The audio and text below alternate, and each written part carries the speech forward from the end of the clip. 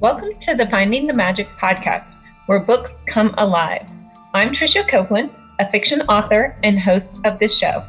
If you love books, finding great reads, and hearing about the story behind the story directly from the authors, this is the place for you. Whether you like fantasy, science fiction, dystopian, or romance titles, I think you'll find something to love in my playlist. Listen in to discover something magical about a book or two today.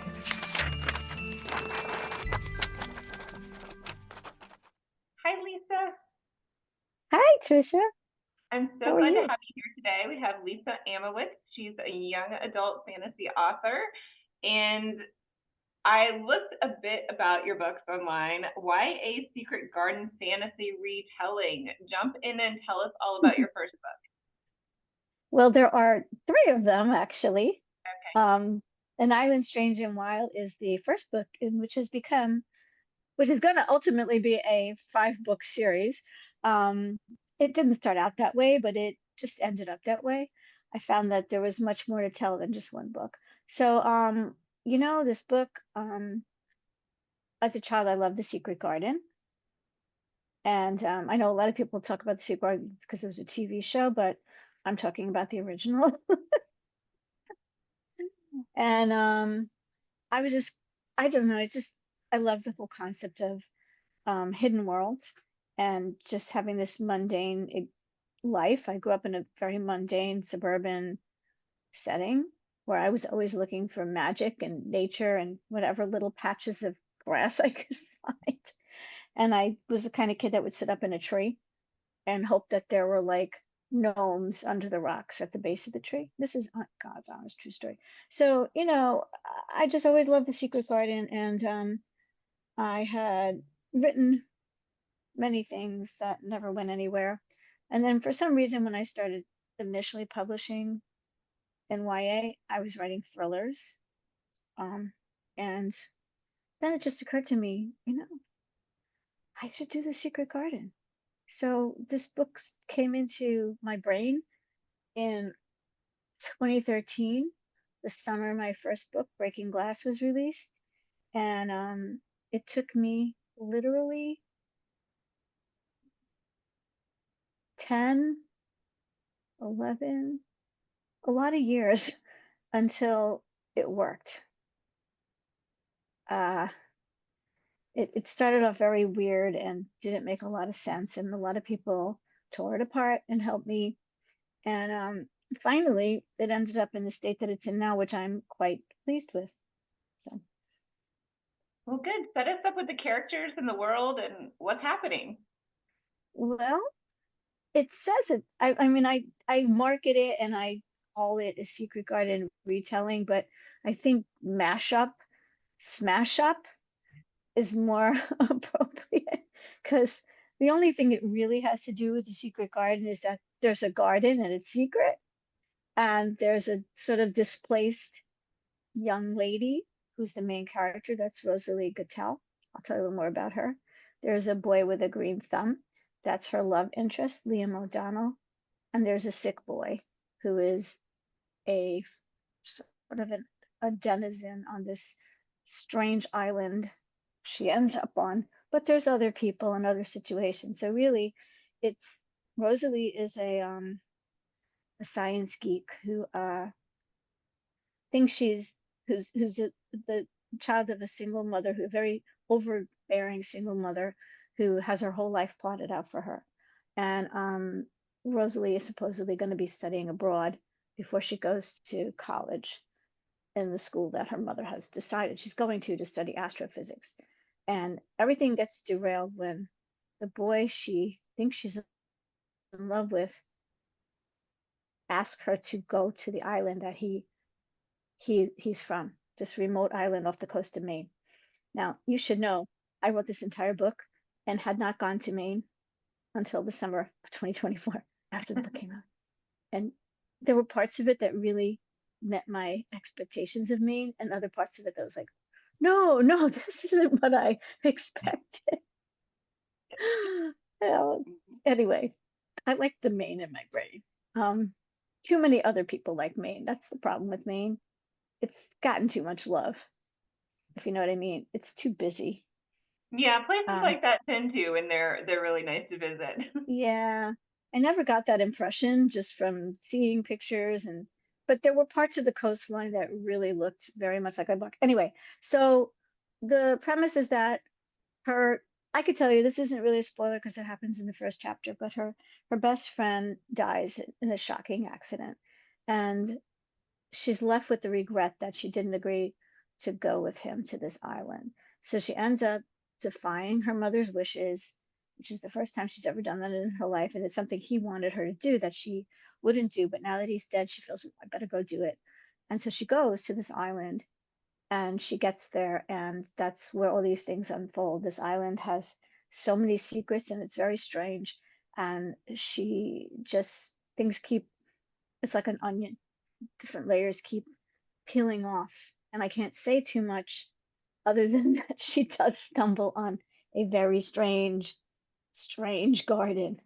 And she discovers all kinds of things about herself, her family's history. Um, she meets Liam, who has a green thumb. Green thumb.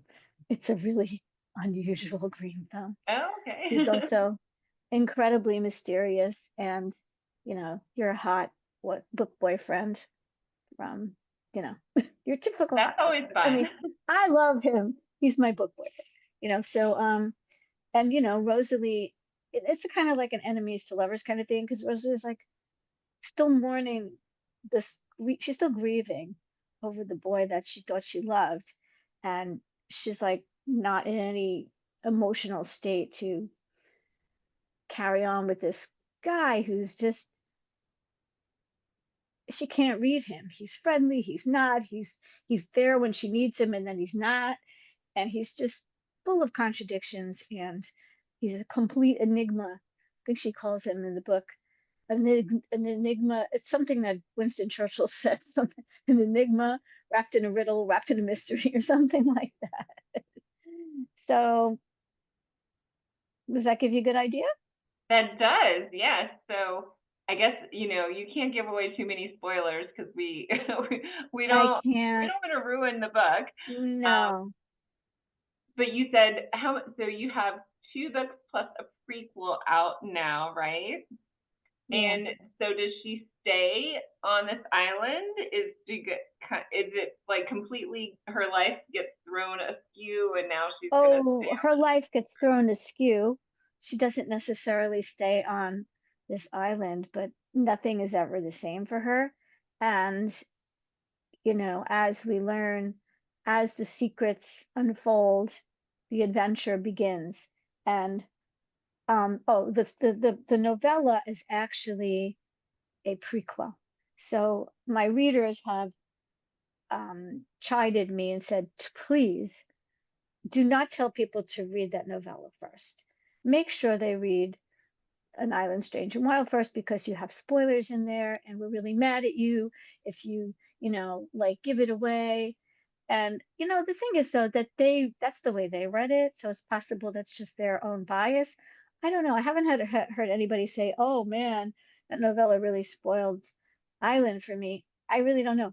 But the point is that Island starts with this kid having this tragic ending, and then the novella is about the same kid who we know.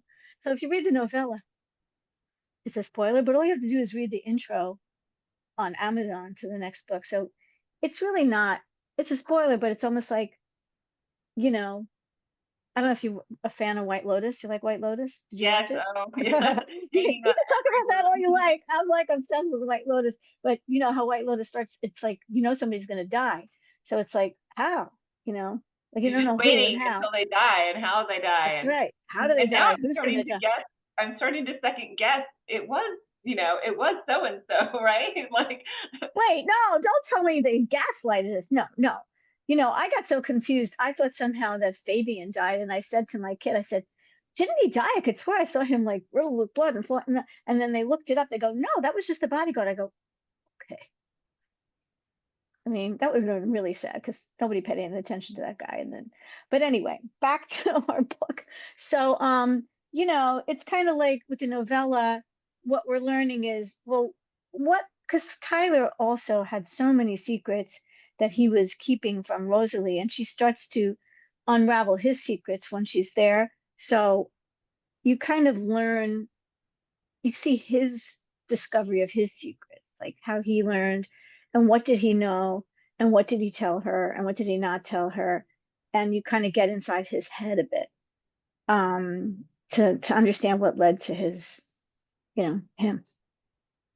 So that's the novella. And the second book, A Secret Deep and Savage, is it ends on this sort of, it's not I guess it doesn't qualify as a true romance because it is not, the first book is not a happily ever after, but it ends on a cliffhanger where it's like oh no, so everybody wants to know what's happening. And so the second book is really a completely wild ride that has only a little bit to do with the Secret Garden. And I was so worried that it has more to do with Jules Verne, Journey to the Center of the Earth. But I just didn't know what people would think, when I just took them on this crazy adventure, but they seem to like it.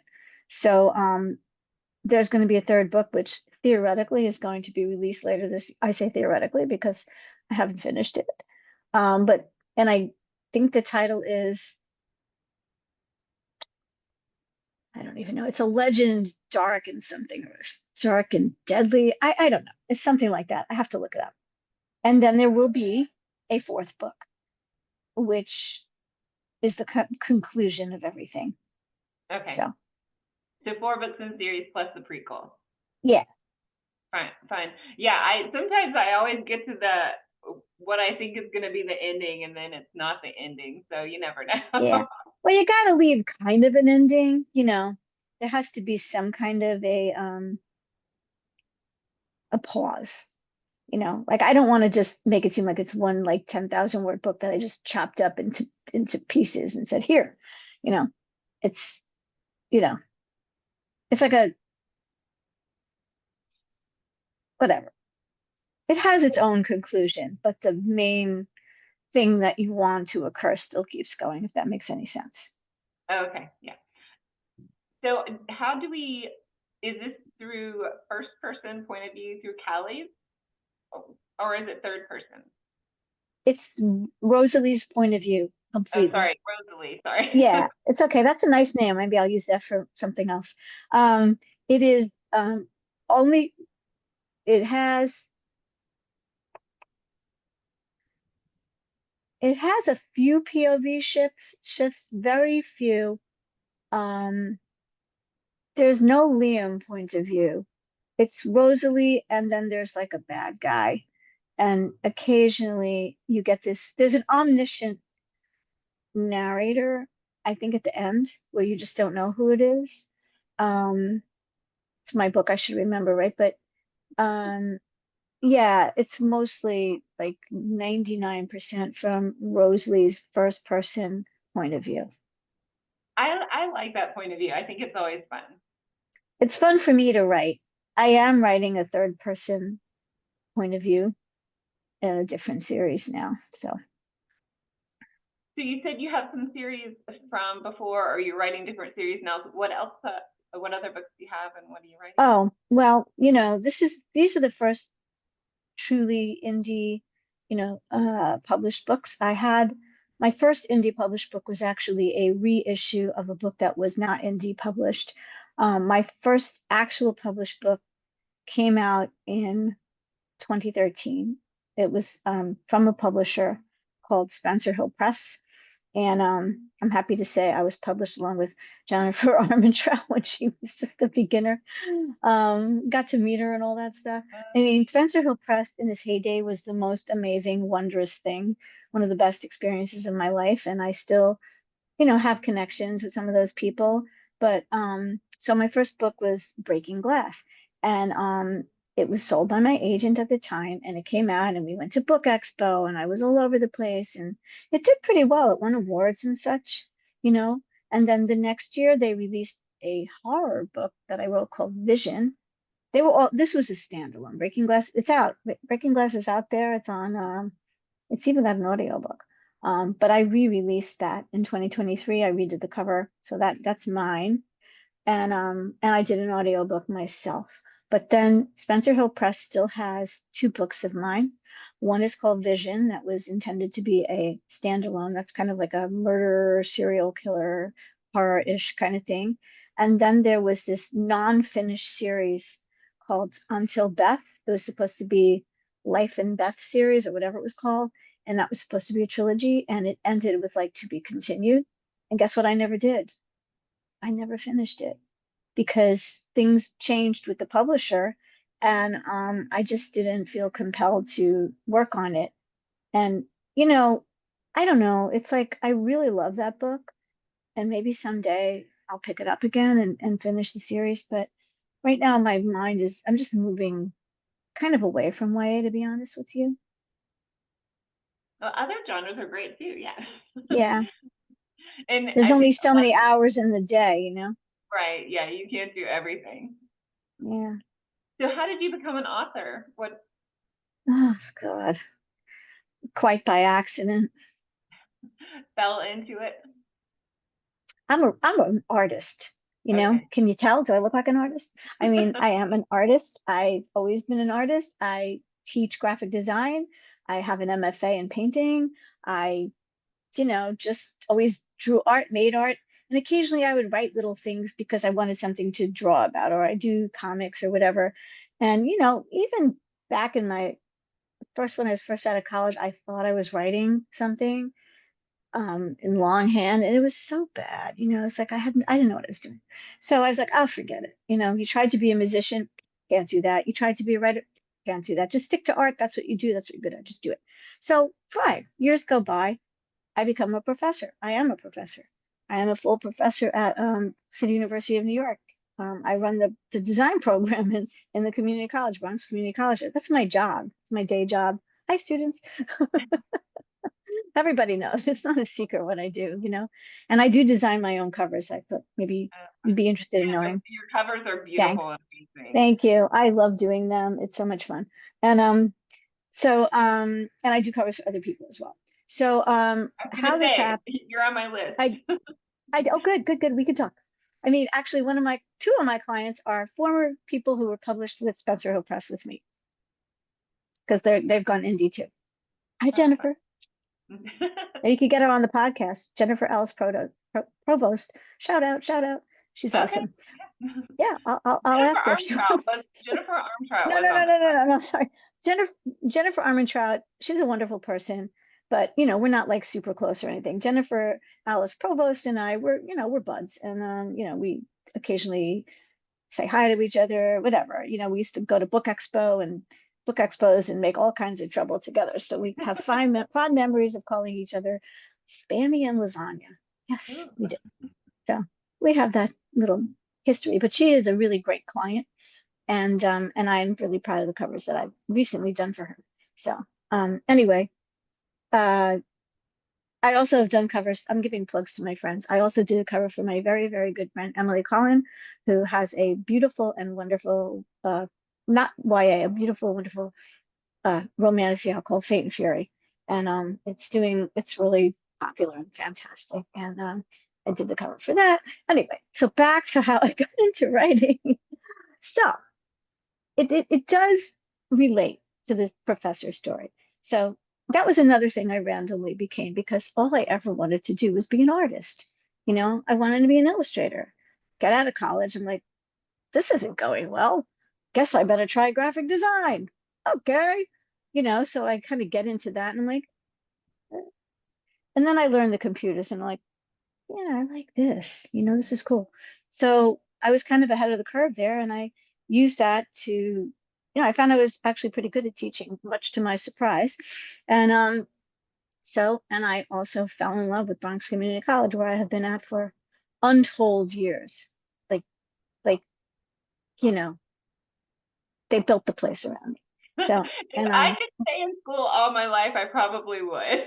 oh my God, it's my way of staying in school all my life, and like being around crazy art students all my life. Hi, students, I love you. You know, I mean, they're different than they used to be, but they're still deeply crazy if you do a little scratch the surface in a good way, in the best way. So, so yeah, the thing is that the college offers grants, right? Especially when you're a new professor, they encourage you to do a lot of professional outside work, and that's how you get your promotions. So my chairperson, bless him, God rest her soul, Ruth Bass, said, Lisa, you have to do these grants. You have to get a grant. So I got one grant for one thing, and I'm like, what am I going to do? What am I going to do? Oh, yeah, what about that children's book I wrote like 100 years ago? Let me unearth that thing and see if I could get a grant just to do the illustrations for it. Like that was my intention. And I wanted to do it because I wanted to get a laptop. Okay. I became a writer because I wanted to get a laptop. I wanted to get a laptop funded. And this was a very long time ago when laptops were not that common, or they were very rare and special and really expensive. So I put together this grant. I get the grant, and I'm like, yeah, I guess I gotta write this so I have something to illustrate, right? So I'm going to tell you the year. You could date me if you like. In the summer of 2004, people were still reeling over 9/11, right? I live in New York, so Yeah. it made a big impact on us. And it really changed children's books, in a way that my kids were getting into Harry Potter. And I was into Harry Potter. And what I realized about Harry Potter was that it was it was dipping into very dark, dark things, loss, grief, terror, and horror. And I'm like, I like that. I like that darkness. Children, it's like all our fears. It's not like for children. It was like I was thinking about my childhood. I used to like to sit there and think about gnomes. And, my gnomes would probably want to murder each other or something because that was how my mind. So I'm like, wow, all those games I used to play, I could write a story with all the weird things, right? Forget the secret garden. It wasn't even in my mind. So okay. So I start getting index cards and I start writing down characters. That was 2004 or three. By 2005, I had about six spiral bound notebooks filled with something you might want to call a book. It was so bad, but the it was done. That was it. The bug had bit me, and I didn't even tell. Okay, so my best friend, she says to me, "What's wrong with you? You're acting really weird lately. You never have any time for me. You never want to talk to me. What's the matter with you? Are you on drugs?" I'm like, "No, I've been writing." And I was really embarrassed because it was bad, but I couldn't stop. So that's my story. Very cool. That's fun. No, I know the same thing. Yeah, I started writing like when my kids were little because I was a stay-at-home mom, and so after they went to Yeah, bed, I was bored. Like I needed something right. for my mind to Brain. do. So instead of watching Netflix or just watching TV, I started writing my book and it was like a movie in my head that I was writing. Exactly. So yeah, and I entertained myself that way. It's true. For me, it was processing. I was actually literally reading Harry Potter every night to my youngest child, who is now 29 years old, who was nine-ish at the time. And I would read it every night to them with a very, very bad British accent, like the worst. Nobody would ever hire me to do an audiobook for Harry Potter. But it didn't matter. I just read it. And was I reading it for them or was I reading it for me? I don't know. I was obsessed. And so that was part of it.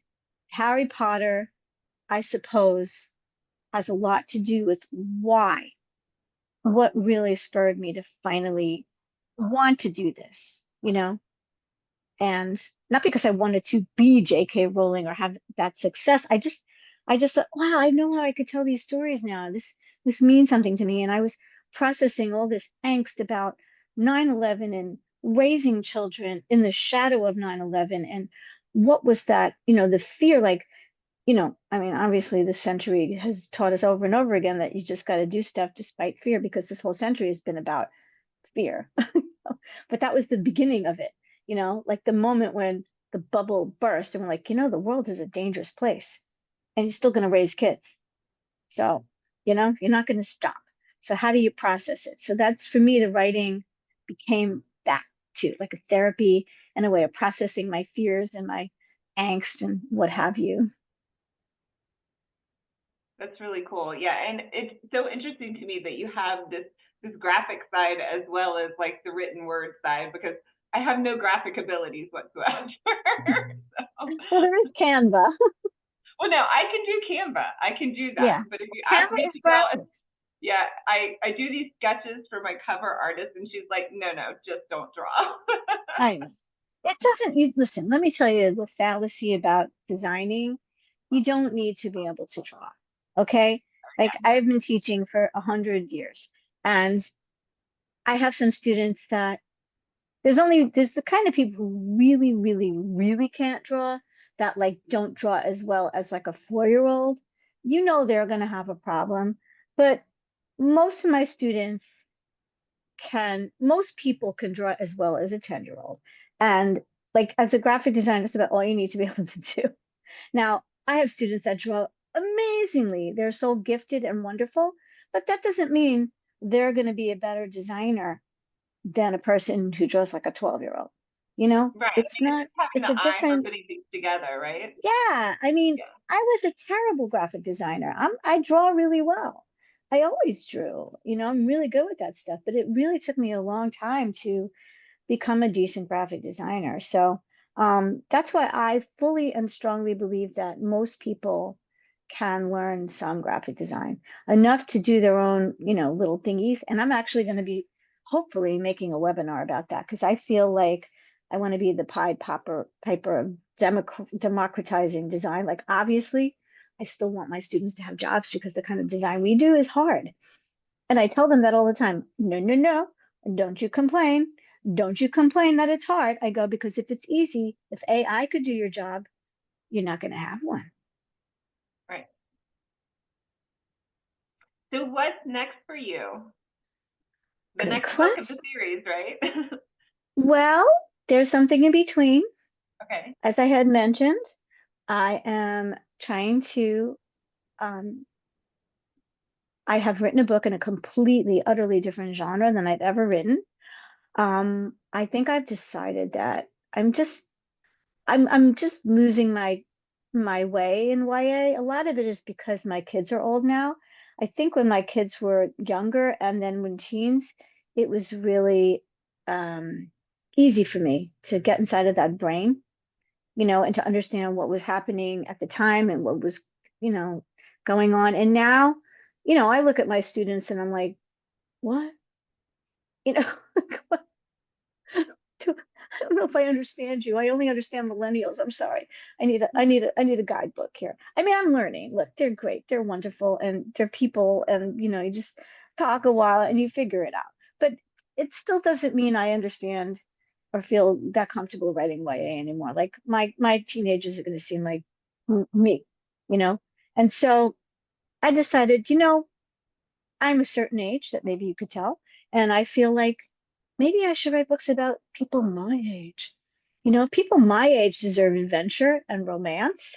So I have written a book and I hope it's going to be a really big series, a long series. And it's called A Whiff of Murder. It's a it's a cozy, not YA, it's a cozy paranormal mystery. And it's called A Whiff of Murder. And I hope it becomes a series called the Prickle Sisters. That's what I call them. They're, you know, and you want to ask me a question or should I just keep No, talking? no, keep going. Yeah. So, this book is written and it is currently on maybe its third draft. My said friend Emily Collin, who, we have a very mutual little assembly line going where I do her graphics, she does my editing. It works out really well for us. And we're friends we met online, but now we're like we literally in real life friends, even though we don't live in the same city, we manage to see each other a lot. So anyway, so she's my editor, so she's going through the edits and the book is done. And I am really, really, really hoping that I could release this thing in July. And I am actually hiring a cover designer for the first time in my life because I feel like I don't know if that's my area, to do that kind of cover. I want it to be, you know, market appropriate. So I hired this really great cover designer, Molly Phipps, who did Emily has a book in a different genre called Cursed, Cursed in Love. And I'm madly in love with that cover. Like I want to marry that cover. And so I said, I have to marry your cover designer. And I said, cover designer, do you know I'm a cover designer? So if a cover designer hires you, you must be a really good cover designer. So yeah. And so we haven't started working on the cover yet, but I am hoping beyond hope that this thing is good enough to publish in July. I still am not sure it's good enough because it's a new genre for me and I don't know what people like. Like are they going to like this book? It's really crazy. Like all my books, it starts off seemingly tame and then just veers off the complete deep end. So that's why it's called a paranormal mystery because it starts off seeming like a mystery, but which it is, but it gets crazier and more bizarre as the book goes on. And it has a lot of humor in it. Like I love the characters.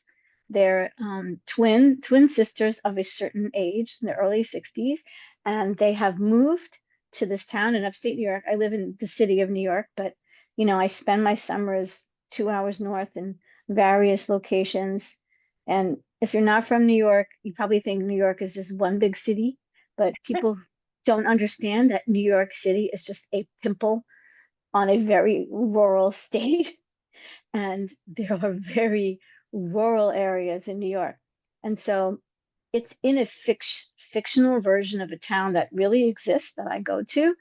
And I had such a blast, like changing the names of places and setting it there. And so these sisters theoretically have two adjoining stores on this main street in this little quaint town.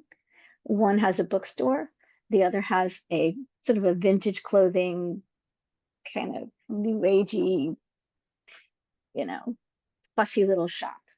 And that sister is very flamboyant and she's a cougar. She's the worst flirt imaginable.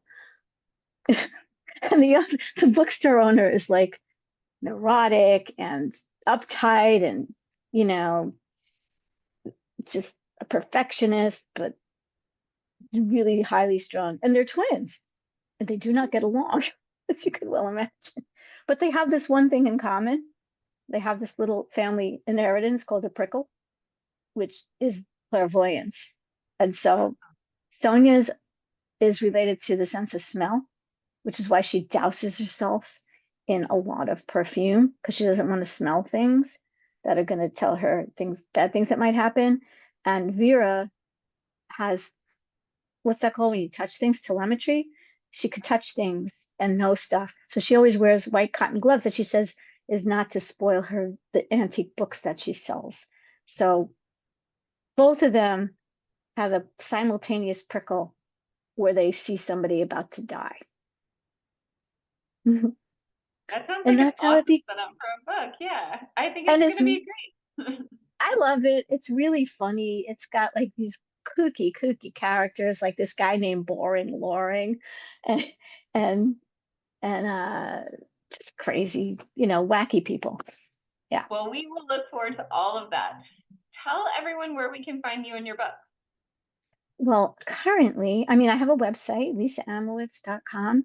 So you could find other things on there as well as my books. You could find my cover design stuff. You could find some of the art stuff I've done in the past, um, other kinds of graphic design, and you could find links to my books, which right now I have put on Amazon exclusively. They're in KDP.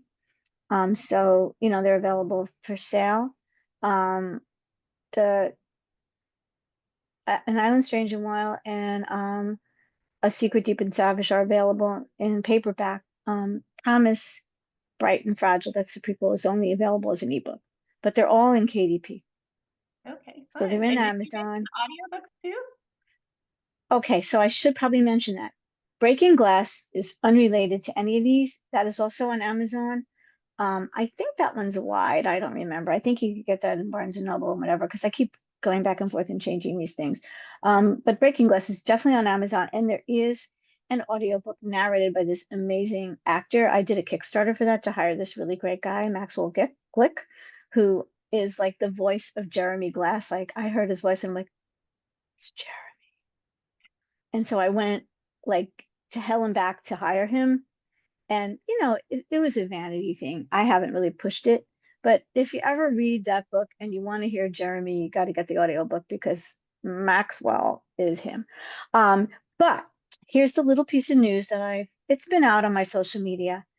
A wonderful narrator by the name of Perry Rain is currently recording all three of the books in the Lost Garden series: Secret, An Island Strange and Wild, A Promise Bright and Fragile, and A Secret Deep and Savage. And she's going to do the other two. So all 5 books will be recorded by her. If you look me up on Instagram, it's at Lisa underscore author. Wait, at Lisa underscore Amowitz dot author. That's me everywhere.